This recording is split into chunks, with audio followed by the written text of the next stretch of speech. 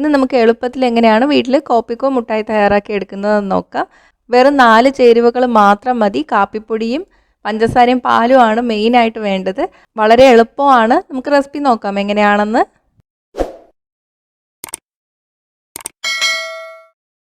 അപ്പോൾ ഇത് തയ്യാറാക്കാൻ വേണ്ടിയിട്ട് ആദ്യം നമുക്ക് വേണ്ടത് 1/4 കപ്പ് നല്ല ചൂടുള്ള പാലാണ്. ഞാൻ എടുത്തിരിക്കുന്ന കപ്പ് 250 ml ആണ്. ഇനി ഇതിലോട്ട് 1 table spoon instant coffee powder കൂടി ചേർത്ത് കൊടുക്കുക. നന്നായിട്ട് മിക്സ് ചെയ്ത് കൊടുക്കുക. കോഫി പൗഡർ പാലിൽ നല്ലവണ്ണം മിക്സായി വരണം. ഇപ്പോൾ ഇത് റെഡി ആയിട്ടുണ്ട്. നമുക്ക് മാറ്റി വയ്ക്കാം.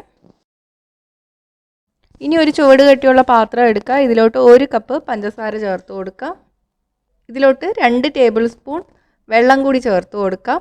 തീ മീഡിയത്തിലോട്ട് വയ്ക്കുക. പഞ്ചസാര നമ്മൾ കാരമലൈസ് ചെയ്തെടുക്കണം. ഇപ്പോൾ ഒരു ഓറഞ്ച് ബ്രൗൺ നിറമായി വന്നിട്ടുണ്ട്. ഇത്രയും മതി. ഇതിനേക്കാളും ബ്രൗൺ നിറമായി വന്നാൽ മുട്ടായിക്ക് ഒരു കയ്പ്പ് ടേസ്റ്റ് വരും. ഇനി ഇതിലോട്ട് നമ്മൾ കലക്കി വെച്ചിരിക്കുന്ന പാലും കാപ്പിപ്പൊടിയും കൂടി ചേർത്ത് കൊടുക്കാം. അത് ചേർത്ത് കൊടുക്കുന്ന സമയത്ത് ഇതൊന്ന് പതഞ്ഞ് പൊങ്ങും കേട്ടോ. ഈ പത മാറി വരുന്ന വരെ നമ്മൾ ഇളക്കി കൊടുക്കുക. ഇപ്പോൾ പത മാറിയിട്ടുണ്ട്. ഇതിലോട്ട് 1 ടീസ്പൂൺ ബട്ടർ കൂടി ചേർത്ത് കൊടുക്കുക. ബട്ടർ ചേർത്തതിന് ശേഷം നമ്മൾ 2 മിനിറ്റ് കുക്ക് ചെയ്തെടുക്കണം. ഇപ്പോൾ 2 മിനിറ്റ് കഴിഞ്ഞിട്ടുണ്ട്. ഇനി നമുക്ക് തീ ഓഫ് ചെയ്യാം. ഇത് നമുക്ക് സെറ്റ് ചെയ്യേണ്ട പാത്രത്തിലോട്ട് ഒഴിച്ചു കൊടുക്കാം. ഞാനിപ്പോൾ ഒരു കേക്ക് ടിന്നാണ് എടുത്തിരിക്കുന്നത്. സ്റ്റീൽ പാത്രമോ ഗ്ലാസിൻ്റെ പാത്രമോ ഒക്കെ എടുത്താലും കുഴപ്പമൊന്നുമില്ല. ഇതിലോട്ട് ആദ്യം നന്നായിട്ട് ബട്ടറോ നെയ്യോ തേച്ച് കൊടുക്കുക. അതിന് ശേഷം ബട്ടർ പേപ്പർ വെച്ച് കൊടുത്തിട്ടുണ്ട്. പെട്ടെന്ന് ഇളക്കിയെടുക്കാൻ വേണ്ടിയിട്ടാണ്. ഇനി ഇതിൻ്റെ മുകളിലോട്ട് നമ്മൾ ഉണ്ടാക്കി വെച്ചിരിക്കുന്നത് ഒഴിച്ചു കൊടുക്കുക. ഇത് പെട്ടെന്ന് തന്നെ ചെയ്യണം കേട്ടോ, അല്ലെങ്കിൽ മുട്ടായി പെട്ടെന്ന് സെറ്റായി തുടങ്ങും. 5 മിനിറ്റ് വെയിറ്റ് ചെയ്യാം.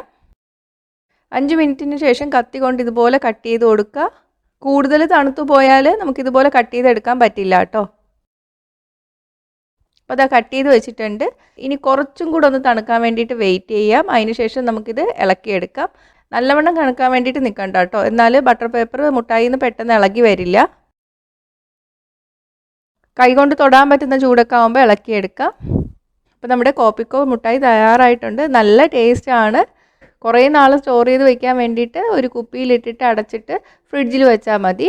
പുറത്ത് വെച്ചാൽ കുറച്ച് കഴിയുമ്പോൾ ഇതങ്ങ് അലിഞ്ഞു തുടങ്ങും കേട്ടോ. അപ്പോൾ ഒന്ന് ട്രൈ ചെയ്ത് നോക്കുക. ട്രൈ ചെയ്ത് നോക്കിയിട്ട് നിങ്ങളുടെ അഭിപ്രായങ്ങൾ കമൻറ്റ് ചെയ്യുക. ഇഷ്ടമായെങ്കിൽ ലൈക്കും ഷെയറും ചെയ്യുക.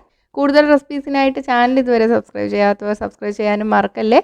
അടുത്തൊരു റെസിപ്പി ആയിട്ട് കാണാം. ബൈ.